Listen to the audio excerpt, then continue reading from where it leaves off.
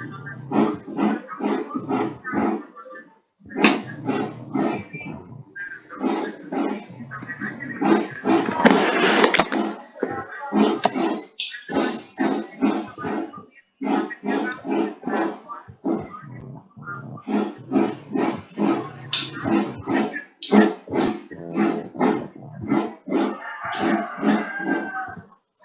33.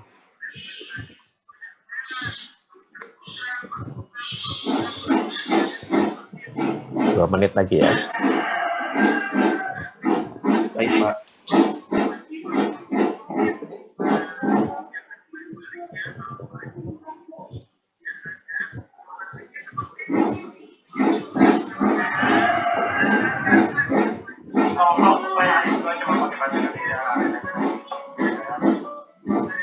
Arif merupakan hero remaja di game pada kelasnya. Sangat membutuhkan fokus tinggi karena setiap skillnya sangat penting bagi Arif. Apabila kau bisa menguasai hero ini, dalam artian kamu adalah Arif yang sendiri, hero yang akan menjadi sangat kuat.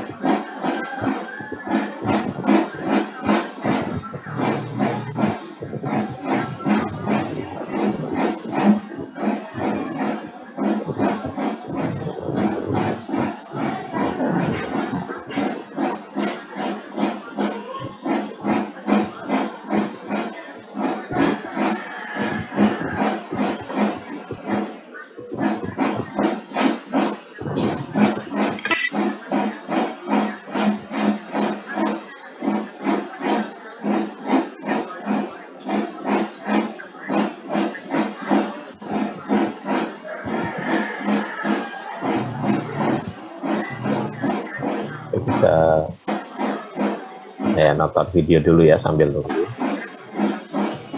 Apa tershare? Iya, Pak. Iya, Pak. Iya, Udah Pak. ya. Nah, ini contoh dari di lab ya. Ini percobaan dari suatu penggerusan dengan balmil. Nah, ini kita lihat tampak samping ya. Kalau kita drumnya itu kita pasang horizontal, nah ini kita lihat dari tampak atas sebenarnya, tapi ini kita anggap protection.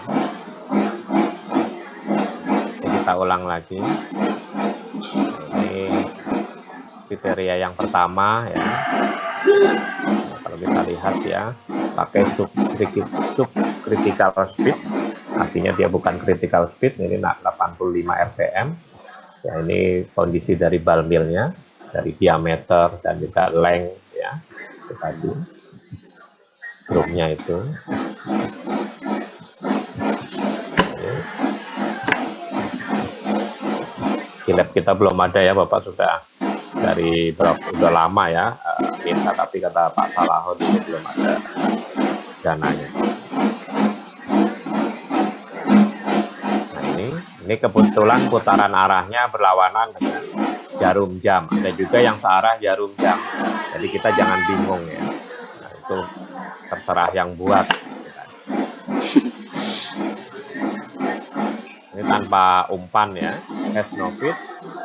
Artinya ini kalau kita lihat dia berupa bola-bola baja itu atau keramik. Jadi ini medianya.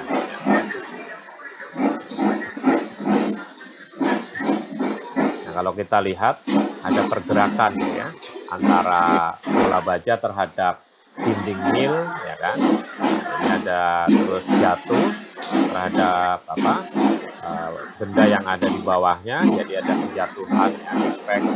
Ini ada pergerakan piringnya, ini penggerusannya ya.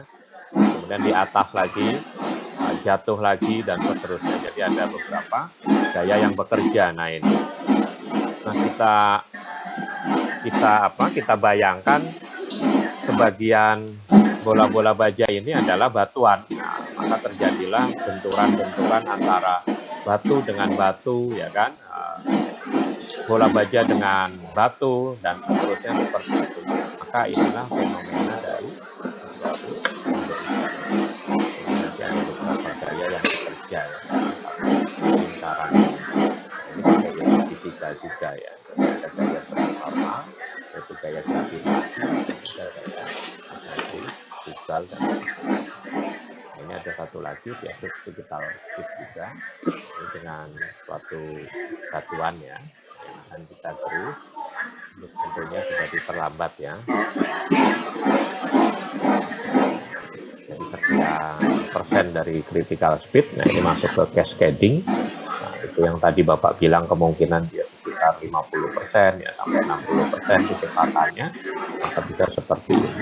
Semakin lambat maka jatuhnya material ini semakin ke bawah ya, semakin cepat ya semakin ke atas juga tadi. Nah tadi kalau kita critical speed maka dia ini ya, dia akan semakin semakin tinggi tadi. Ini justru tidak penggerusan itu tidak dominan ya. Dia hanya jatuh saja. Yang penggerusan di sini dia tidak dominan, maka hasilnya kurang begitu bagus pada critical speed. Sekarang kalau kita bukan banyak bola tapi hanya satu saja ya, katakanlah kita main kelereng, nah itu maka kalau satu bola itu kita putar dengan kecepatan kritis, maka bola itu akan menempel pada dinding mil. Nah ini tuh kalau satu bola, maka itu yang kita namakan critical speed. Bapak contohkan pada tongketan itu kan dia akan selalu menempel karena dia pada critical speed, tapi hanya satu bola ya, satu ini ya, satu medianya kalian, maka akan seperti itu. Nanti coba di rumah, ini kaleng susu yang besar, kelereng, dicoba ya kan, nempel terus, namanya critical speed. Tapi kalau kita kurangi kecepatannya, maka dia akan jatuh seperti ini.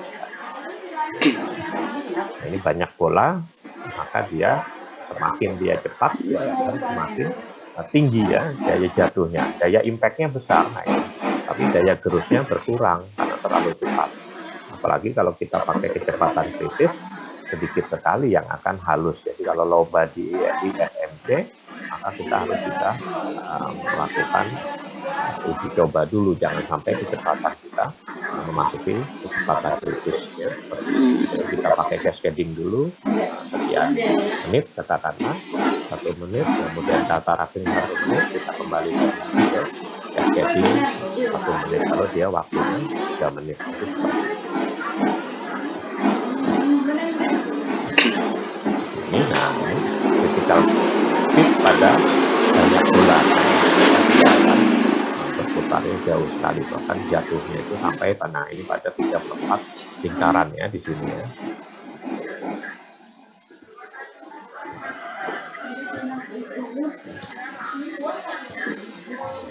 Ini masih critical speed.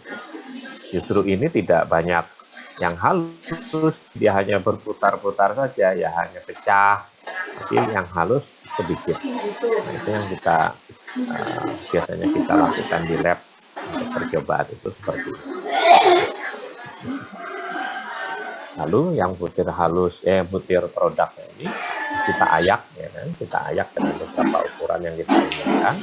Yang paling halus itu lalu kita ambil sedikit, lalu kita nanti uji dengan grain counting namanya. Ya, seperti itu.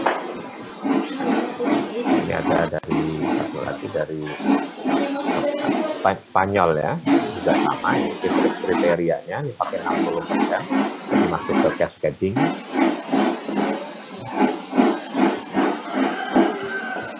Mana Bapak komentar?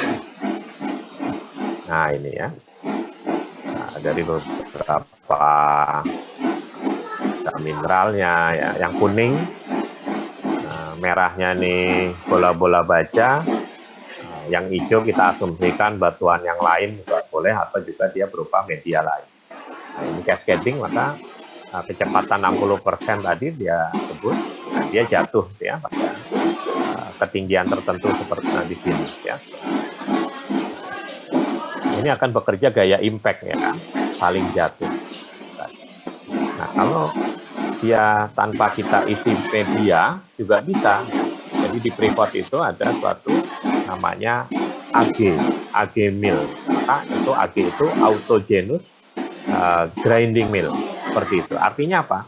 Dia tidak menggunakan bola-bola baja atau juga media yang lain, jadi hanya antar batuan itu tadi. Jadi dia saling memukul, saling tadi berimpact ya, bergesekan dan seterusnya menggerus. Namanya AG. Jadi jangan lupa AG itu autogenous grinding mill. Ada lagi setingkat lagi namanya SAG yang tadi gitu ya. SAG itu semi autogenous grinding mill. Jadi ada penambahan suatu bola-bola baja. Umumnya adalah dia sekitar 30% dari volume mill itu tadi ya. Maksimal ya, itu 30 mil. Jadi sama lah kalau kita ingin cuci baju ya, di mana di mesin cuci yang front loading, bukaan depan, kan kita akan lihat tuh, ya kan, seperti itu. Maka biasanya kalau kita sudah searching, cuci baju itu jangan terlalu penuh isinya, ya kan, dari kaca kan kelihatan. Nah, kalau ingin bersih, maka kita biasanya hanya diinstruksikan untuk mengisi 50%, maka baju kita bersih. Jika kita lebih banyak, biasanya kurang bersih. Nah, seperti itu sama ya.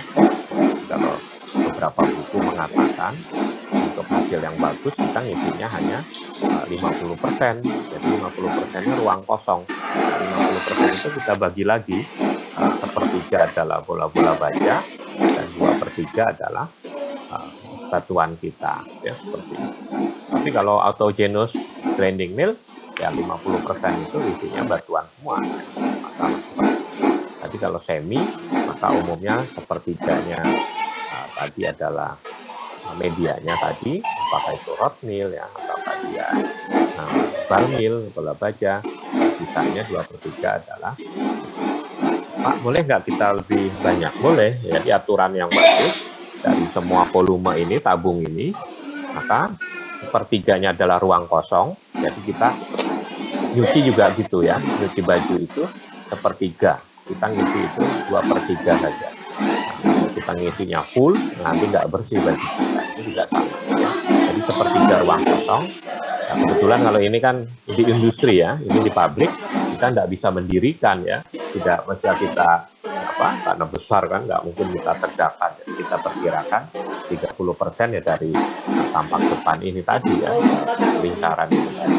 Jadi 30% kosong, 30 ya sepertiga lah ya, sepertiganya lagi adalah medianya, dan sepertiganya adalah batuan yang akan kita olah ya, seperti itu. Nah, ini di pabrik ya.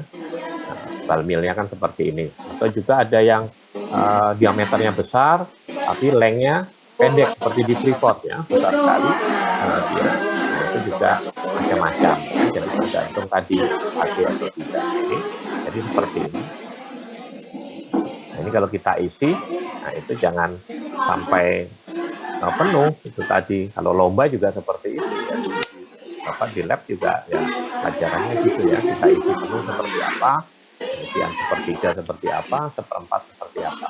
Itu tadi. Nah, beberapa buku mengatakan tadi yang paling cepat dan banyak menggunakan produk halus adalah apabila 50% itu kotor. Ya, itu buku ya. Kita juga harus praktek juga ya. Mungkin batuan satu dengan lainnya akan mungkin batu bara juga berbeda, bahkan batu bara bisa.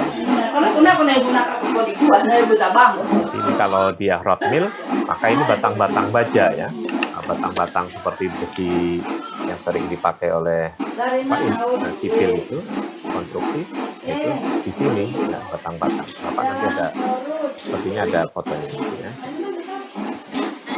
Ini kalau di pabrik ya, nanti searching millnya Freeport pasti ada gambarnya. Nah, kalau ini impact crusher ya. Nah, impact crusher dia bisa juga untuk ukuran yang tersier tadi, tapi tidak terlalu halus seperti mill ya. Ini kalau kita lihat impact crusher ini memalu ya, dipalu ya terhadap dinding mill. Nah, itu tadi. Nah, seperti ini. Nah, ini juga ada yang untuk halus juga ada ya. Tentunya banyak atau tergantung dari pabrikan. Ini juga bisa untuk crusher yang memang namanya impact crusher ya, tapi ada juga impact mill. Apa tadi belum dapat ya. Masih ada fotonya. Jatuh dari feeder, ya, bed feeder. Nah, ada sudah, itu semua sudah. Ke mulutnya, gap ya. Aku Ini apa pindahkan semuanya yang proses berisi perkecilan kok. ukuran dengan Baru aku kirim kembali. hammer mill ya, hammer maupun Aku impact lagi mill kurang lihat. lebih sama. Sebentar lo lihat dulu lah. Ini di lab Amerika, Bapak lupa, ini Amerika ya. Nah, ini alatnya, ini mahal ya. Kalau Bapak kemarin sekitar 30 juta ya, kurang lebih seperti ini juga, tapi tidak terlalu canggih. Cukup kecil. Kalau yang pernah ke ITB atau mana mungkin juga sederhana ya mereka. Nah, ini drumnya. Ini sepertinya Jerman ya. Nah, ini yang mau digerus ya. Harusnya kita produk dari cluster dulu ya. Kita produk dari cluster. Kita lihat panduannya, mill ini umpannya berapa, jadi berapa. Nah, nanti kita masukkan di sini tidak terlalu besar, jadi kita hasilnya akan optimal. Ya. Tadi medianya sudah dimasukkan ya, bola-bola baja kita lihat. Lalu ini batuannya, nah ini akan kita gerus ya. Kalau kita lihat ya sudah cukup kecil ya hasil dari cluster.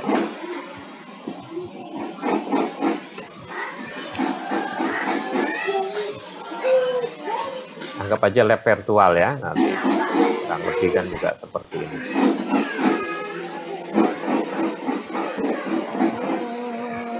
Tutupnya bagus ya, kedap sekali. Tadi tidak diperlihatkan ya volumenya, tapi kalau Bapak terka, tadi kurang lebih bola-bola bajanya sepertiga, karena cukup banyak ya, kemudian itu sepertiga. Jadi ini ada ruang kosong sepertiga. Ya, seperti. Sebenarnya ada rumusnya, tapi rumus itu kalau kita di lapangan ya itu tadi akhirnya beberapa buku mengatakan yaitu tadi cukup sepertiga ya, seperti itu dikosongkan. Kita nggak bisa lihat ya karena tertutup ya, tidak bisa apa, bukan alat dengan tutup berkaca seperti itu. Cepatkan saja. Ini alat liternya bagi ya ukuran. Kalau kita lihat langsung diayak, ini hasil media balmilnya ya.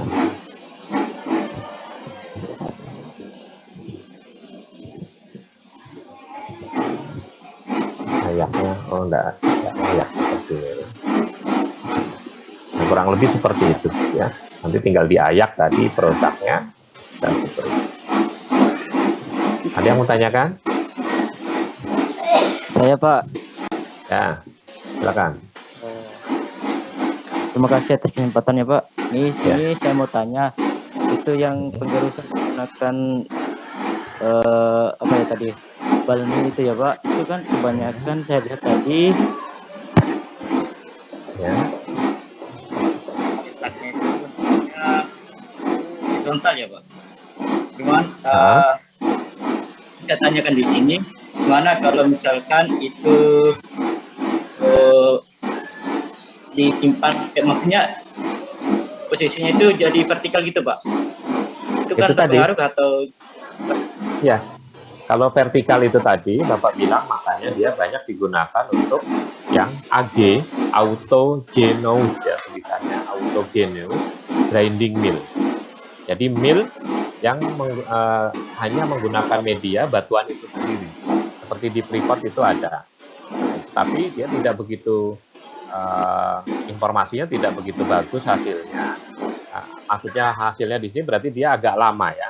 Nah, itu dia diameternya besar, ya kan? Diameternya besar, tapi pendek, anunya, lengnya.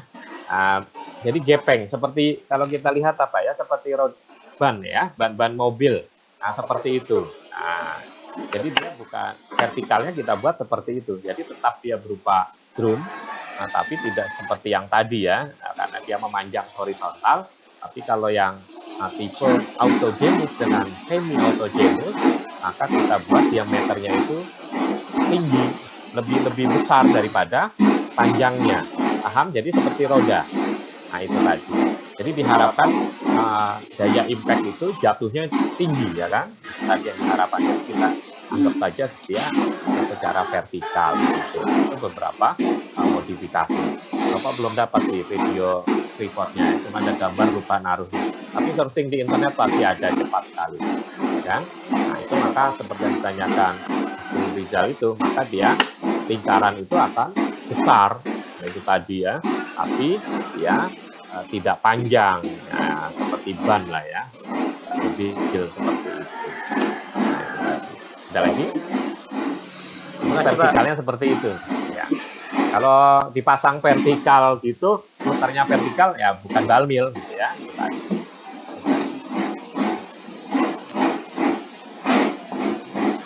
Oke, kalau nggak ada kita lanjut ya.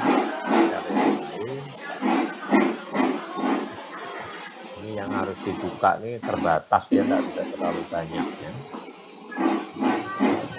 Mana nih ya? Bentar ya, Bapak buka dulu.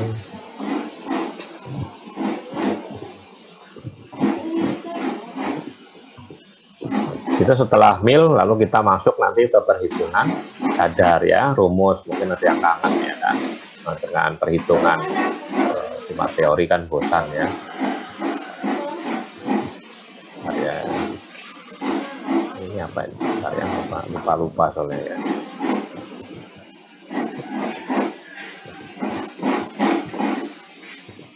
Ini seperti ini sebenarnya. Muncul? Ini yang kemarin coba ya.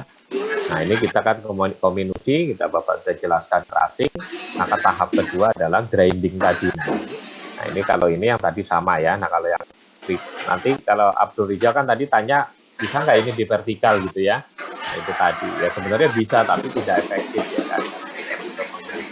Tapi solusinya, ini diperlebar, diameternya besar, tapi ininya diperkecil. Nah, itu tadi. Jadi Bapak bilang seperti ban. Nah, itu solusi dari memvertikalkan tadi. Jadi kapasitas besar, daya impactnya juga besar, seperti itu. Untuk jatuhnya lebih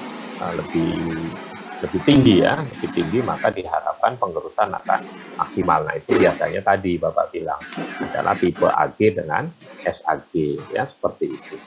Itu besar sekali ya di Freeport itu. Nah, ini lalu ini setelah itu udah halus, lalu kita konsentrasi ya kan, untuk konsentrasi. Nanti pertemuan kalau konsentrasi itu setelah HIT ya, setelah ITS.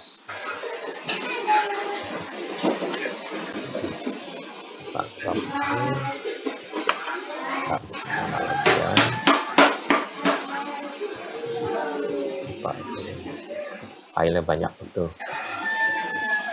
Karena kalau baca buku yang Bapak share aja berapa halaman tuh ya? 400 ya.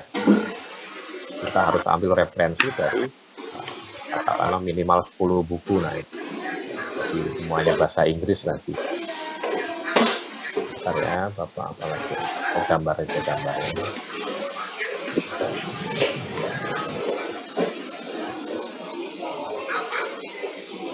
Gambarnya agak lama, belum ya.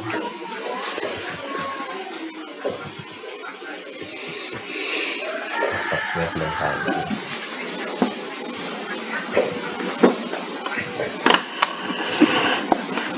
Muncul?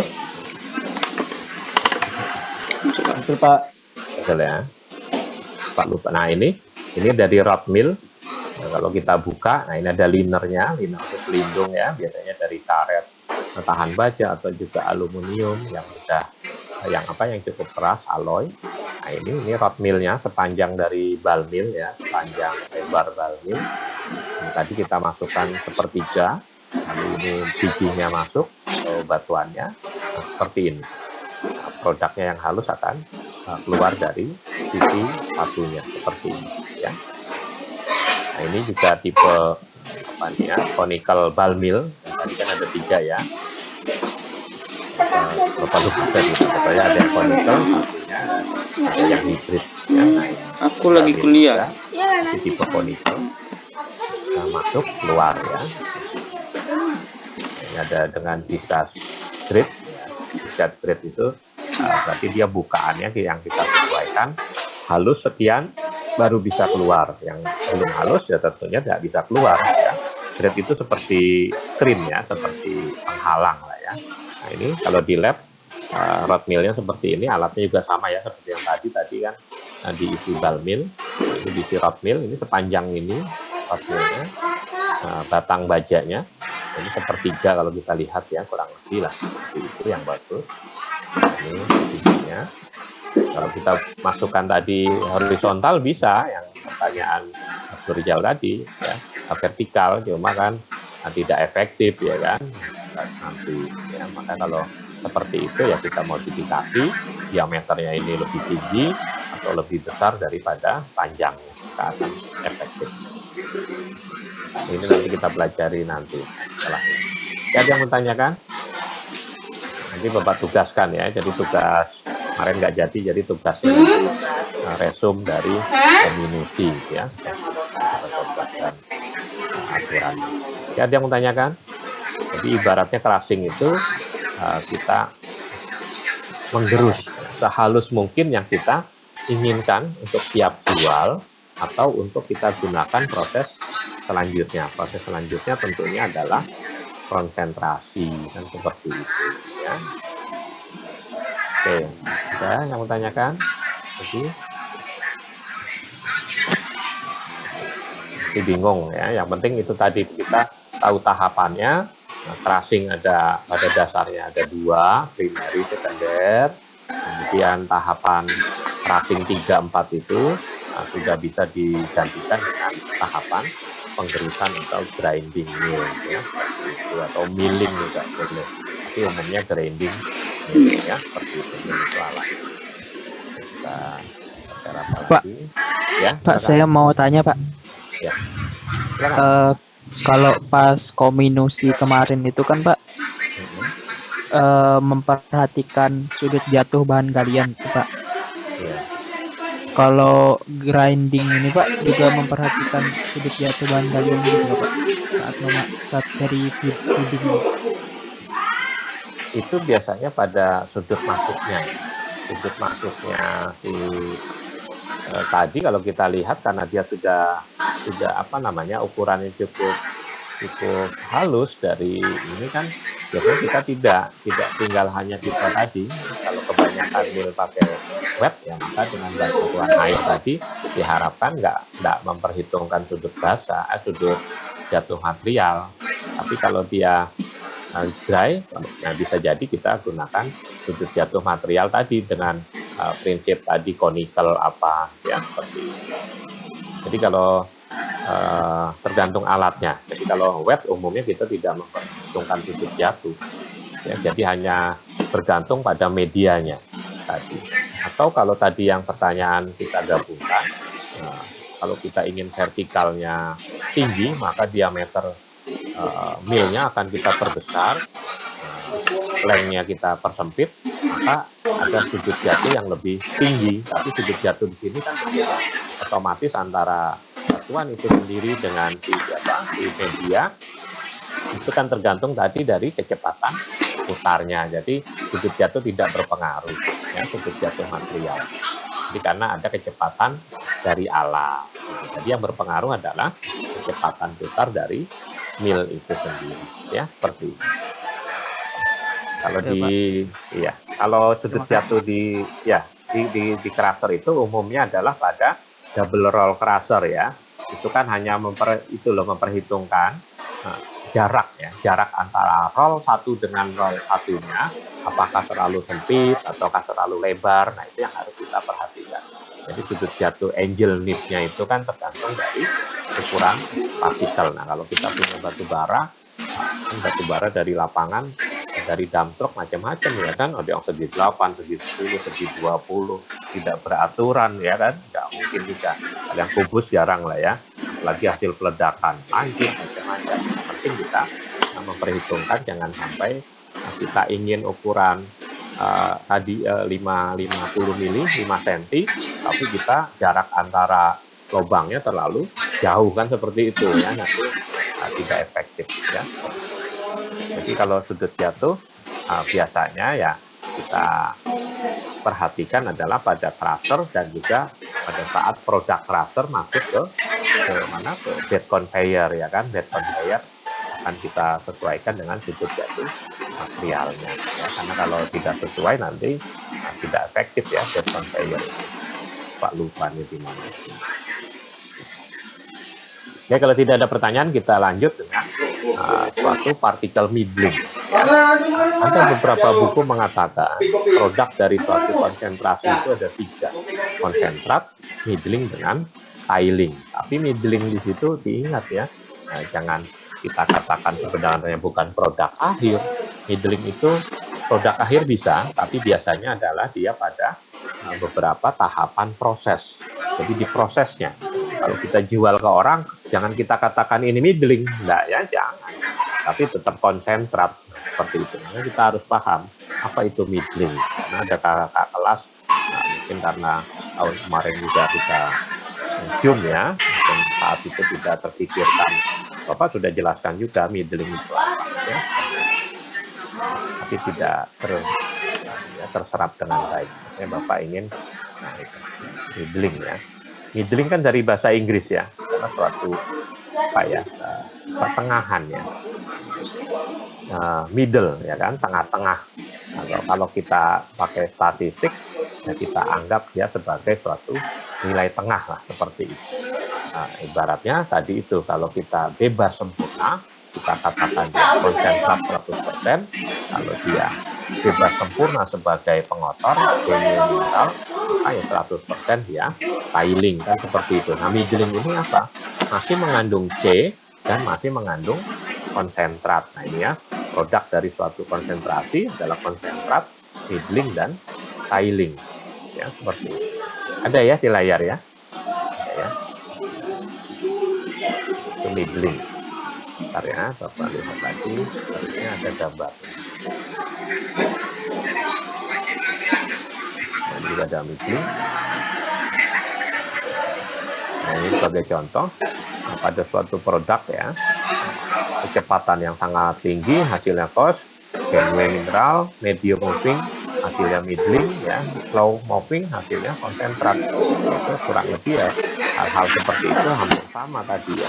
Nah, kita membebaskan suatu material dengan penggerusan, kalau kita hasilnya halus, maka konsentratnya terbebaskan dengan baik. Kalau tidak halus, berarti konsentratnya belum terbebaskan, masih mengandung Gangway kan, seperti itu ya. Jadi kalau kita lihat, maka middling itu kita asumsikan dia 50% konsentrat dan 50% tiling. Nah, ini adalah contoh dari meja goyang ya, yang ada di lab juga ada, maka akan menghasilkan konsentrat dari yang paling kanan ya. Kemudian nah, ini kemudian di paling kiri tiling, maka di tengahnya ada middling seperti itu. Ini cocok untuk kegiatan suatu logam ya, biasanya besi ya, biji besi, pasir besi ya, seperti itu. Nah, timah juga ada, tapi jarak ya timah juga menggunakan istilah ini ya, konsentrat middling tiling. Tapi dalam perhitungan tetap saja middling ini kita masukkan dalam konsentrat ya.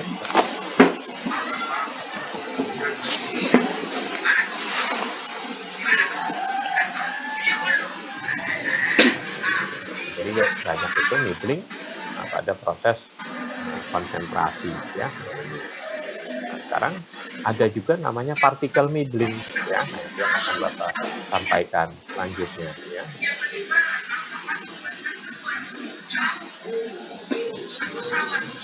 Muncul? Betul Pak. Ya.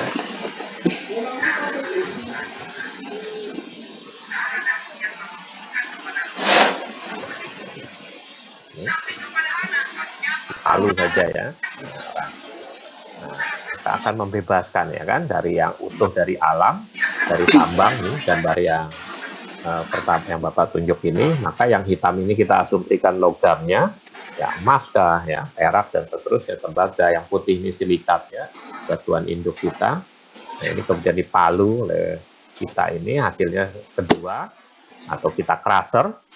Lalu yang ketiga ini kita hasil dari grinding, kan seperti itu.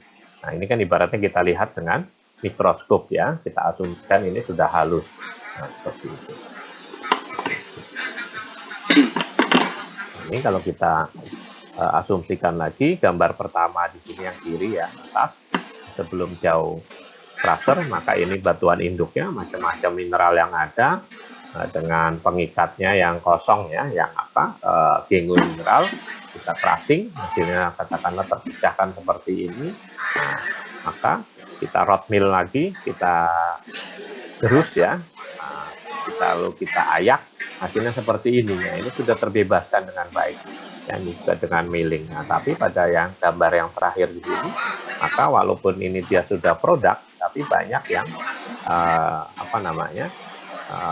masih terikat. Nah, ini yang kita namakan middling ya kan, makanya kita asumsikan dia 50% asumsinya, tapi mungkin saja juga berkurang, mungkin 30%, bahkan mungkin 10%, bahkan 5%. Nah, itu kita asumsikan ya, middling, tergantung dari perhitungan kadar kita ya, seperti pengurangan ukuran ya, partikel dan pembebasan mineral seperti itu. Ada yang mau tanyakan? Sudah ya. Nah, kalau ini kita tadi Bapak bilang, maka yang berwarna ini mineral berharga, ini sudah terbebaskan nih 100%. Nah, maka dia 100% konsentrat atau mineral bebas ya, mineral berharga yang bebas. Sedangkan yang kosong di sini adalah mineral tidak berharga yang bebas juga. Itu bebas 100%, tapi tidak bukan yang berharga, tapi gengo mineral ya, CO2 katakanlah seperti itu. Tapi di sini adalah partikel middling. Jadi seperti itu. Kalau kita lihat lagi suatu produk fragmen ya kan, fragmen macam-macam di sini, ini berupa seperti paint, ada juga yang garis ya, paint ada gambarnya. Nah, ini jadi seperti ini ada yang terselubungi di dinding dari batuan itu ya kan, menempel seperti menempel pada batuan. Jadi dia mudah kalau kita palu langsung ibaratnya terlepas ya. Ada juga yang tertanam ya kan, nah ini juga tertanam seperti itu. Ini seperti seperti spot-spot, dia masuk ke pori-pori mungkin selama proses pembentukan dari batuan beku itu, atau batuan induk ya, tipe hidrotermal dan seterusnya. Nah, bisa juga seperti ini. Ada juga yang di dalam berupa vein ya kan? Nah, seperti urat-urat gitu ya, kalau kita lihat tubuh kita ada urat darah itu tertanam di daging kita, nah itu juga ada ya, maka itu sulitnya. Nah, hal-hal ini yang membedakan dari proses liberasi tadi. Maka yang ini hitam-hitam besar ini tentunya proses liberasinya akan lebih mudah ya, apalagi yang berada di sisi luar. Sisi dalam agak sulit, yang kecil brittle lebih sulit lagi. Nah, seperti itu tentunya itu akan membedakan dari usaha kita, dari penggerusan itu sampai seberapa. Tentunya Makanya kalau yang ini cukup sekian mungkin akan terliberasi ya kan. Kalau ini mungkin sampai pemberitaan halus ya kan berbebaskan. Ya. Jadi biji yang di Lombong, nanti yang ditambang kita bebaskan. Nah ini pembebasan tadi dengan tadi itu apa dengan kominusi ya, crusher dan juga grinding ya. Seperti ini. Lalu kita konsentrasi kalau memang perlu konsentrat biasanya pada biji logam dan juga mineral yang penting ya. Biasanya kita dengan pencucian, nah hasilnya konsentrat. Nah ini tiling kan seperti itu. Bingung ya ini bahasa apa? Ini bahasa apa namanya? Bapak ikut seminar ini ya, Profesor Malaysia. Nah, sudah mengandungi ya. Nah, artinya ya kandungan ya, kadar ya, berharga. Ini mineral tiling tadi. Mungkin itu ya. Prosesnya, kombinasi kita sudah belajar, parafin nanti kita kombinasi tinggal kita sizing ya yang belum. Sizing nanti mungkin minggu depan ya. Kita barengi dengan kadar dulu biar bisa. Nah, ini parafin pemisahan. Ada yang menanyakan? Nah ini contoh dari closet ya, line closet. Nah, ada ore ya, biji, kita crusher, kita screen, menghasilkan dua produk. Yang minus adalah undersize, yang positif ini lambangnya notasinya positif itu oversize. Ini kebalik ya. Ini ya bisa juga seperti ini. Ini artinya ini sebenarnya ke sini ya tanda panahnya ya, ke crusher. Mungkin ini operatornya. Nah ini juga sama ya. Jadi ini terus ulang, ini juga harusnya di crusher ulang. Tanda panahnya ke sini ya. Sorry ini salah.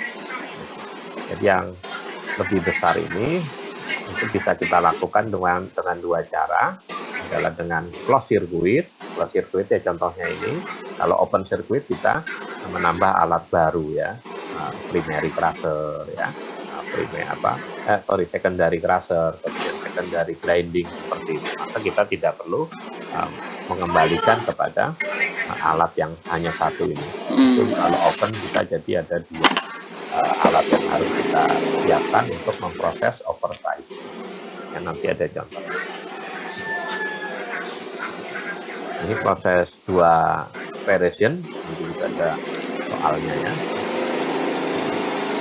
Primary grinding ini sudah halus tapi ya, menghasilkan middling, D-nya harusnya satu lagi ya. Tiling, nah ini kita gerus ulang lagi, kita pisahkan lagi, menghasilkan ini, middling kita kembalikan lagi kepada alat mill, kita terus lagi, berarti ini kurang bebas kan, seperti itu. Kurang kecil lah ya, belum terbebaskan tadi dari gambar. Jadi seperti itu prosesnya. Ini juga sama ya, ini tanpa middling, dia tidak memasukkan apa dalam prosesnya middling karena sudah flotasi itu sudah sangat halus ya tadi. Selanjutnya ya tentunya langsung menghasilkan konsentrat dan tiling ya seperti ini. Galena itu timah hitam, PBS ya. Antara PB plumbum sulfida juga plumbum SiO2 ya kurang lebih juga seperti itu ya. Batuannya ya berarti tergantung dari senyawa batuan itu. Tapi umumnya adalah PBS ya. Untuk namanya, tapi kandungan mineralnya tetap Pb plus SiO2 silika ya. Jadi itulah konsentrat dan tiling.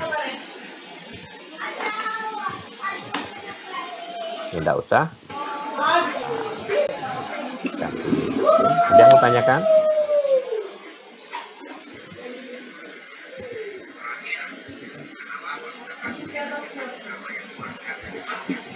Pak, saya mau nanya lagi. Ya, silakan. Untuk medium itu Pak, sudah bisa dijual Pak? Atau ada diproses lagi? Kalau pada logam middling itu dijual, maka dia kita asumsikan kadarnya rendah. Bisa dijual, ya, tapi tentunya kadarnya berapa? Kan seperti itu, karena masih ada pengotornya. Kalau kita tadi asumsinya sudah lepas, maka kita asumsikan dia kadarnya kan 100%, ya kan? Seperti programnya 90%, nah itu tadi.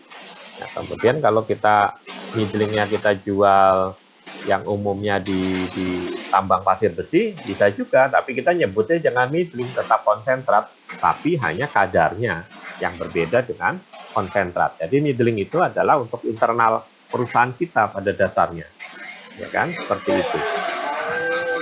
Kita di proses di pabrik itu kita namakan middling, kadarnya berapa, konsentrat kadarnya berapa, kan seperti itu. Nah, itu tadi. Jadi seperti itu. Jangan terus kita bilang ke penjual saya jual middling, nah, nanti diketawain, ya kan? Nah, dan mungkin nggak mau beli juga. Nah itu tadi. Tetap kita jual sebagai konsentrat, tapi namanya kandungannya sesuai hasil middling itu berapa. Itu tadi katakanlah tadi Bapak bilang 50%, ya, bahkan 60% dan seterusnya, ya. Ada lagi? Masih bingung? Makasih, Pak. Enggak ya? Ya, nggak bingung kan ya? Enggak, Pak. Udah Jelas, nggak Pak. bingung. Ya. Nanti ini juga ada perhitungannya lagi untuk kecepatan kritis. Kita lanjutkan perhitungan-perhitungan. Nah, sekarang kita mau ke kadar ya. Sebelum ke material balance, kita harus tahu juga cara perhitungan suatu kadar ya.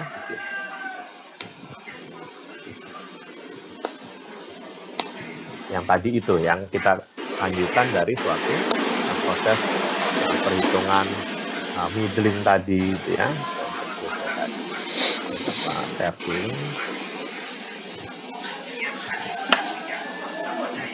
Jadi setelah kita di laboratorium ya, muncul? Betul, Pak. Pak. Betul ya? Bilang kalau enggak. Jadi setelah kita gerus, ya, kita dapatkan itu sudah halus tadi, mungkin sekitar 20 met sudah cukup juga, 60 met. Kalau dilihat kita biasanya itu 20 met, 60 met, kemudian 100 met, sampai 200 met. Itu kita ambil sedikit ya. Nah itu kita namanya adalah analisis mineral butir. Nah itu kalau di petrologi informasinya, di geologi ada alatnya ya, ada mikroskopnya. Secara komputerisasi mungkin kita bisa pinjam juga kalau memang ada mata kuliah itu atau tanyakan ya. Nah, informasinya Ibu Linda ya, mengajar itu. Atau di laboratoriumnya. Nah, kita analisis mineral butir, derajat liberasi, yang tadi ya, liberation, dan juga kadar mineral. Ya. Nanti ini Bapak share ya. Nah, ini grain counting. Grain apa grain? Yang tahu apa grain?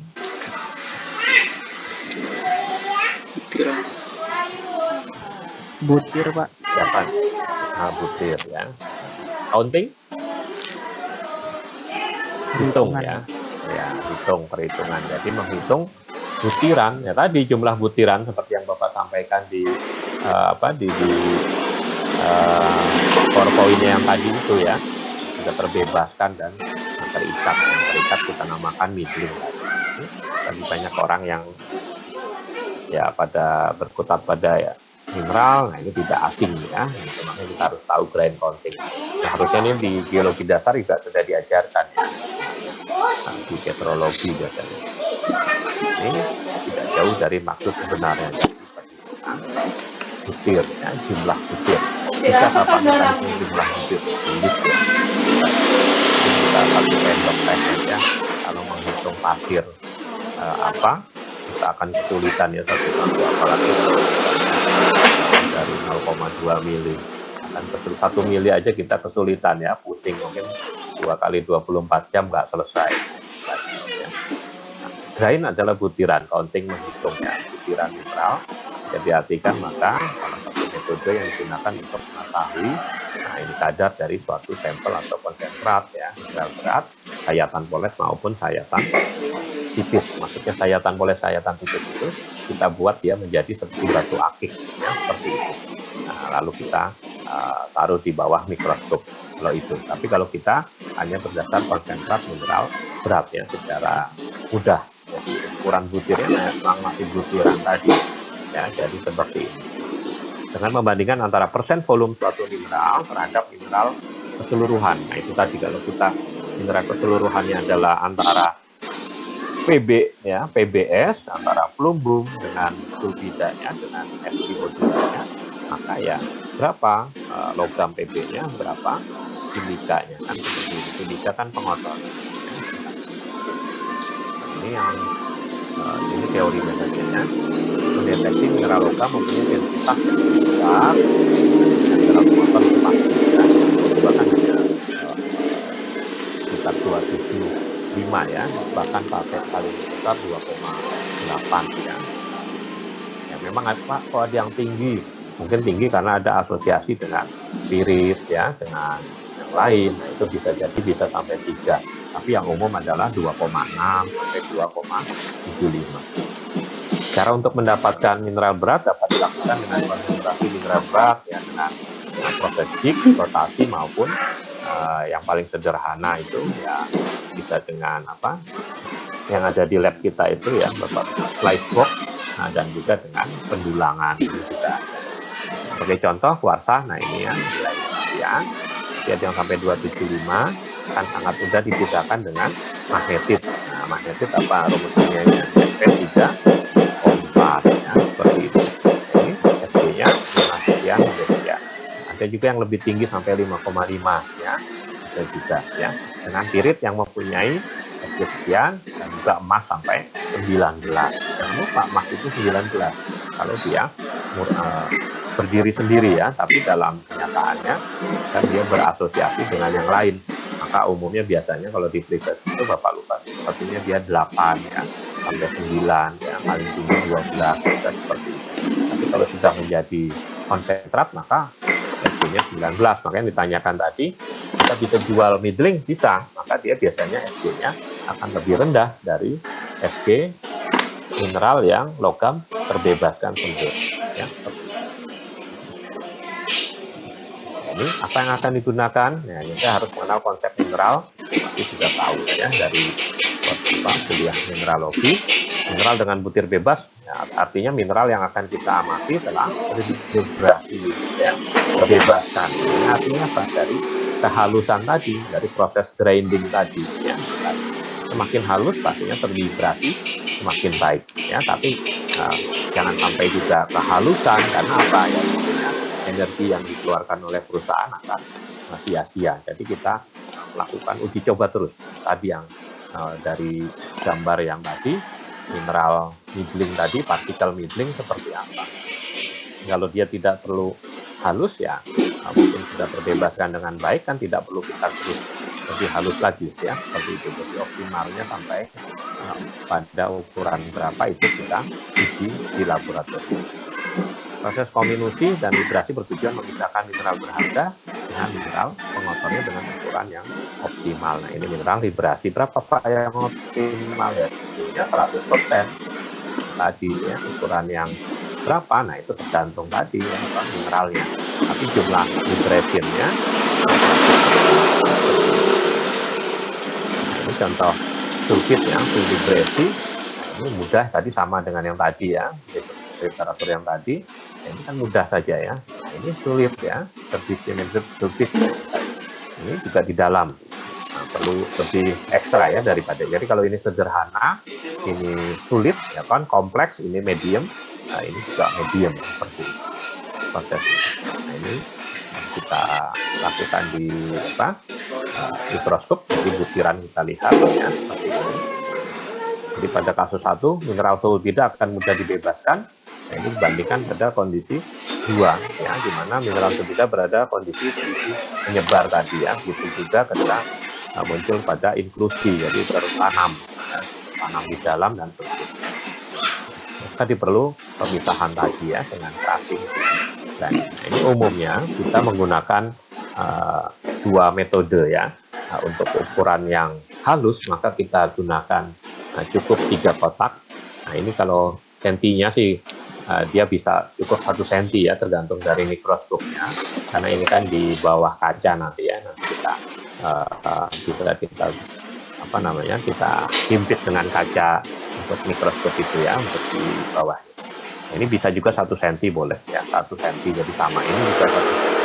Nah, yang 5 ini adalah ukuran yang cukup kasar, kita 5 kotak, jadi kita taburi ya kotak-kotak ini dengan hasil jurusan kita tadi secukupnya, jangan terlalu banyak dan jangan double layer. Jadi cukup 1 layer saja ya, seperti itu. Biasanya kalau mahasiswa baru masuk lab masih semangat ya, apalagi pagi-pagi ya kan, taruh banyak biar bagus ya kan, penuh. Nah, 3 hari nggak selesai nanti. Ya 1 kotak saja mungkin bisa 1 hari. Jadi secukupnya saja ya. Jangan menumpuk ya, jadi 1 layer. Nah, ini yang cukup yang halus, kalau ukurannya halus, lebih halus dari yang ini, pokoknya ya kita pakai yang cukup 3. Ibaratnya kita halus cukup menghitung 3 bagian, kalau agak kasar kita 5 bagian ya, tergantung asistennya. Jadi seperti ini. Ini cukup 1 cm juga boleh, sama ya, kita samakan. Tapi ada juga referensi 2,5 cm ya, cukup 1 cm. Nah, rumusnya seperti ini. Untuk derajat vibrasi adalah notasinya alfa, bisa juga, atau juga pakai DL juga boleh. Ada beberapa referensi menulisnya DL, tingkatan dari derajat vibrasi ya. Pokoknya seperti itu. Nah, ini adalah perbandingan antara Na itu jumlah butir ya. N itu jumlah butir mineral, A ini mineral A, jadi jumlah butir mineral A yang butirnya bebas. Nah, artinya tadi butir bebas untuk mineral apa? A, yang berharga ya, kita tentu menghitung yang berharga saja ya. Yang tidak berharga tidak usah kita hitung, karena bisa kita lakukan dengan 100 minus berharga, maka hasilnya adalah mineral tidak berharga. Nah, seperti itu ya. Nah, ini dibagi dengan jumlah butir mineral A, butir yang bebas sempurna ditambah butir yang terikat. Terlihat di mikroskop tadi, maka kita kalikan 100%. Mudah ya. Jadi sebagai contoh, ini butir bebasnya katakanlah 30 butir tadi ya, dari biji yang ini ya, 30 butir katakanlah seperti itu. Kemudian nah, jadi ini adalah 30 dibagi 30 ditambah katakanlah yang terikat berapa? 15 ya, berarti 30 tambah 15 berarti 30 per 45 kali 100%, berapa hasilnya? Udah itu 2/3 berapa? Ini 2 kan, jadi kan ini 30 dibagi 45 kan, 30 ditambah 15 berapa? 30 dibagi 45 kali 100%.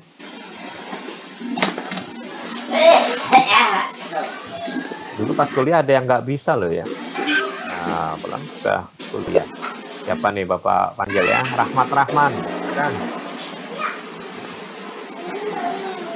Rahmat Rahman. Ada? Nggak ada. Indra Gunawan. Nggak ada. Siapa tuh? Siapa itu? Ya berapa? 30 per 45 dikali 100% hasilnya berapa? Bisa itu. 66%. 66%. Seperti itu. Ya kan? 2/3 ya.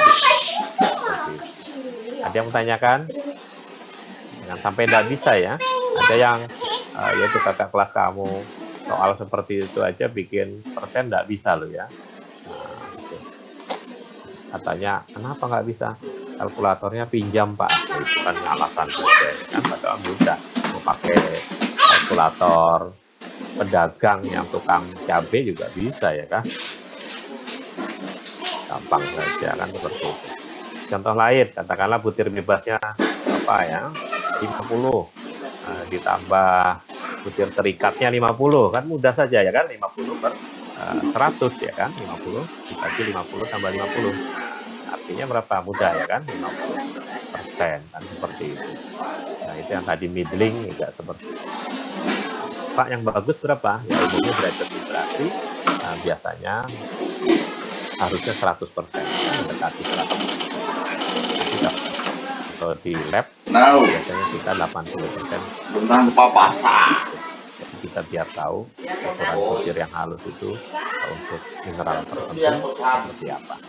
Jadi kalau kita baru 66% ya, kita haluskan lagi, kita gerus lagi lebih halus. Nah, kita uji lagi berapa hasilnya, kita hitung lagi dan seterusnya. Ada yang tanyakan di derajat librasi? Udah ya. Nah, ini keluar di UTS pastinya. Jadi nggak usah tanya lagi apa yang keluar di UTS. Ya, Bapak bisa hitung lagi. Kalau teori ya paling biasanya nomor 1 teori gitu ya. Apa sih PBG itu? Tapi nggak cuma satu, A, B, C, D, E, F, G. Nah, ya, harus bisa teori, harus bisa juga hitungan. Ada yang tanyakan?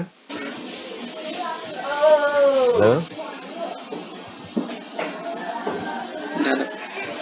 Bisa ya? Sudah derajat librasi. Jadi nanti soalnya ada butir bebas, berapa, butir terikat berapa. Ya. Nah, rumus kemudian kita masuk ke perhitungan kedua adalah rumus dari kadar. Ya, tentunya kadar dari biji. Sama ya. Nah, ini kadar fraksi bisa juga persen kadar juga boleh kita tuliskan ya. Na sama tadi hasil dari grain counting juga ya, jumlah mineral A yang kita maksud. Nah, ini sebagai contoh di sini ada dua mineral, jadi mineral berharga dan pengotornya. Nah, nanti ada juga yang 3 ya, mineral berharga semua. Nah, itu juga nggak ada masalah ya, seperti soal ya. Nah, jadi di sini ada mineral A, katakanlah dia mineral hematit ya. Nah, dikalikan spesifik gravity-nya berapa tadi? Katakanlah 4,5 ya. Nah, kemudian pembaginya sama ya, adalah hematit itu sendiri dikalikan Sg-nya ditambah dengan katakanlah ini magnetit. Nah, itu tadi dikalikan Sg dari magnetit. Jadi ini adalah mineral keseluruhan. Jadi ada 2 mineral dalam senyawa biji besi yang akan kita hitung. Kalau 3 apa? Ya, tentunya di sini tambah lagi Mc dikali SGC ya, mungkin limonit ya, mungkin ilmenit. Nah, seperti itu. Kalau 4 ya tambah lagi NB dikali SGD ya, seperti itu. Nah, kalau ini untuk kadar mineral A. Kalau mineral B ya tinggal B-nya pindah ke atas kan, seperti itu. Bawahnya tetap sama AB CD tadi. Kalau 4 ya berarti ABCD. Di sini mineral C ya tinggal pindah ke atas mineral C. D tinggal pindah mineral D. Ada yang menanyakan? Sudah ya. Jadi kalau kita buat rumus baru, maka di sini adalah sigma Na dikali SGA atau SG NI ya, NI dikali SGI, maka di sini adalah sigma 1 sampai ke N, jadi NN dikali SGN kan, seperti itu ya. IN katakanlah kalau 4 ya tentunya ada 4. Jadi kita pakai sigma juga boleh. Beberapa buku menuliskan itu. Ada yang tanyakan? Sudah ya. Nah, sekarang tinggal Na-nya. Beberapa buku mengatakan di sini adalah butiran yang bebas sempurna. Nah, itu tadi. Kalau yang atas ini bebas sempurna, maka yang bawah juga harus bebas sempurna. Kalau yang atas adalah pertambahan antara penjumlahan antara keseluruhan ya, antara yang butir bebas tambah terikat, maka yang bawah juga butir bebas ditambah terikat ya, kurang lebih seperti itu. Jadi nanti kalau di ulangan kita pakai saja yang bebas sempurna ya, maka yang bawah kita akan yang bebas sempurna. Oke, ada yang menanyakan? Nanti kita lanjut. Nah, ini perlu dilakukan sizing tadi, kita ayak jadi ukurannya berapa, kita catat dari yang halus dari yang kasar, medium, halus sampai sangat halus. Umumnya ada 4 produk. Ini di counting ukuran yang relatif seragam ya, jadi harus bagus tadi. Dan seterusnya ini dihitung dalam persen berat. Tidak bisa ya menghitung persen berat. Ini sebagai contoh, ini Bapak besarkan jadi kecil ya.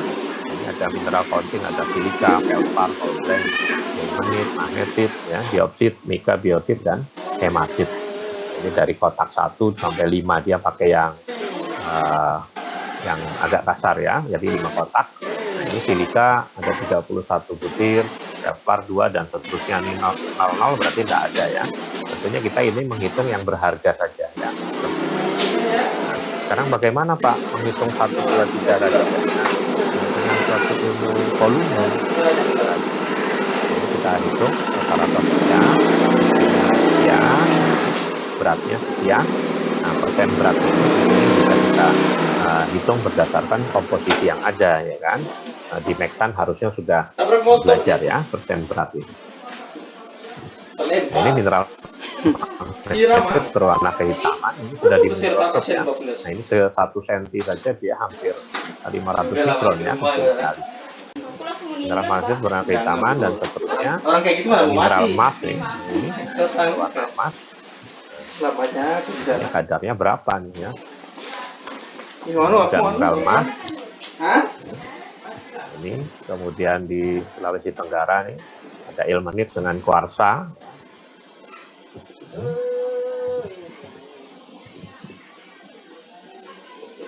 Bangka Belitung, ada juga apa namanya ini? Ini ada sisipan emas juga ya, seperti itu. Ini zirkon, ya, titanit ya, titanium juga. Itu bisa kita lihat di bawah mikroskop. Ini klasifikasi geometri untuk tekstur ya, mineral dan karakteristik librasi. Nah, ini ada gambar 1 sampai 9 ya. Nanti ada, nah ini 1, 2, 3, 4. Nah, ini nanti bisa dibaca ya. Atau mungkin sudah di geologi bisa tinggal referensi. Ada yang tanyakan?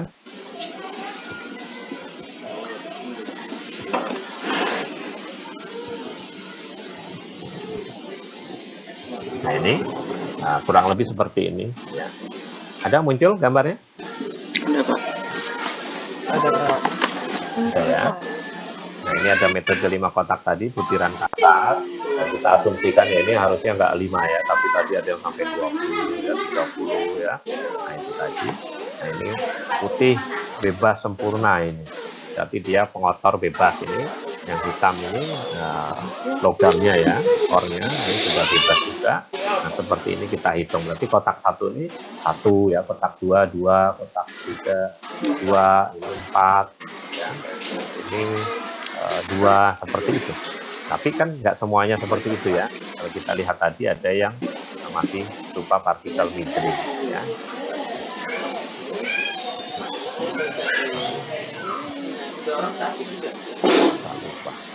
Nah ini ya. Nah ini katakanlah kita mendapatkan di mikroskop kan nggak seperti ini ya, mungkin agak melengkung. Nah itu kita perkirakan apakah dia setengah, apakah dia 3/4, 1/3, 4, nah, bahkan 2/3. Nah itu harus pintar-pintar kita. Nah, satu kelompok itu 3 orang ya. 3 orang itu satu nanti mencatat, karena yang mikroskop itu bilang kan harus konsentrasi ya dari dari kotak 1 itu. Nah, kita urut dari kanan kiri, katakanlah kiri ke kanan ya. Itu kan kita harus fokus ya, butiran 1 setengah, butir 2 3/4. Nah ada yang mencatat. Nanti orang satunya biasanya gantian ya untuk melihat di mikroskop atau kita sudah rolling seperti ini. Nah, ini lalu kita jumlahkan. Kalau bebas ya mudah ya, bebas berarti 1 ya, kita bilang 1 atau bebas itu tadi. Nah ini kalau contoh partikel middling kan kurang lebih seperti ini dengan proses grinding ya, waktunya hampir habis ya, sudah habis ya. Nah ini kalau kita hitung ya, yang middling setengah tambah ini ya, ini 2,6 ya, dan seterusnya seperti ini. Ada yang mau tanyakan? Ini takutnya ada yang mau kuliah ya. Kita sudah habis nih gara-gara Zoom-nya. Infonya sih besok ya, baru dibayar ya informasinya. Mungkin berarti minggu depan bisa kita pakai yang kita berbayar. Ada yang menanyakan? Jadi kita baru sampai ke rumus itu ya. Nanti Bapak ada soalnya ya. Sudah. Oke, kalau ada yang menanyakan, mudah-mudahan kita tahu apa itu maksud dari derajat librasi. kemudian juga kadar ya. Tapi kadar di sini kita adalah secara counting dengan mikroskop ya. Tadi ada nggak Pak yang canggih? Ya ada ya. Kalau kita ke Sukovindo kita punya AAS ya. Mau bilang Spektrofotometri. Jadi kita masukkan alat ya sudah langsung menghasilnya sekian persen. Tapi kita kan harus tahu cara manual. Apalagi kalau perusahaan, nggak semua perusahaan punya lab baik. Jadi kita untuk kalibrasi ya umumnya dengan modal itu tadi, crusher, mill ya, atau apa namanya,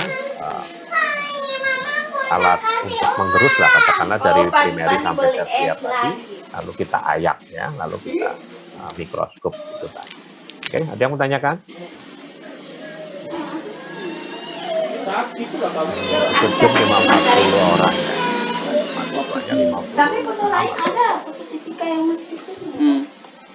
Ada? Tidak ada? Cukup? Aku suka makan nasi.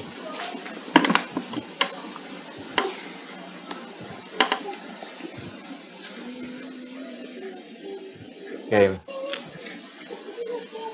Ini yang temannya nggak ikut Zoom ini alasannya apa ya? Nggak tahu ya. Kurang tahu, Pak. Ntar ya Bapak foto dulu ya. Karena nggak bisa muncul semuanya. Biasanya Bapak nanti ada untuk nilai afektif. Oke, 1, 2. Ya, cukup 2. Karena masing-masing 20 ya satu layar. Oke, sampai ketemu minggu depan. Assalamualaikum warahmatullahi wabarakatuh. Selamat siang. Waalaikumsalam warahmatullahi wabarakatuh. Terima kasih, Pak. Terima kasih, Pak. Ya, sama-sama ya. Oke, sehat selalu. Ya.